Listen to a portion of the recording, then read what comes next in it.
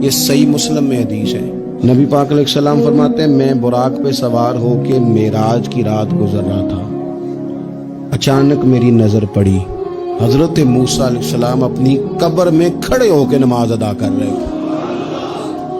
آپ جہاز میں بیٹھ کے جب گزرتے ہیں تو نیچے نظر آتا ہے کون کون بندہ کیا کر رہا ہے؟ پہلے تو شاہی کو نہیں نظر آتی.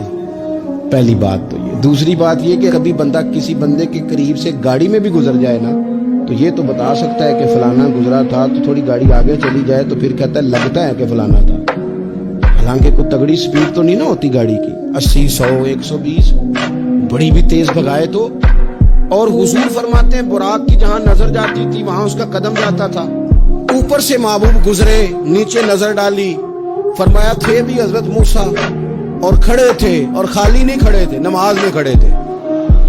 تو میرے بھائی اگر محبوب وہاں رہ کے حضرت موسیٰ کو قبر میں کھڑے ہو کے دیکھ لیتے ہیں اور سمجھ لیتے ہیں کیا کر رہے تھے، تو پھر مجھے اپنا ایمان پکا رکھنے دو نا کہ رسول پاک اپنے مزار میں بھی ہوں تو غلام درود و سلام پڑھے، دیکھ بھی لیتے ہیں اور سن بھی لیا کرتے ہیں.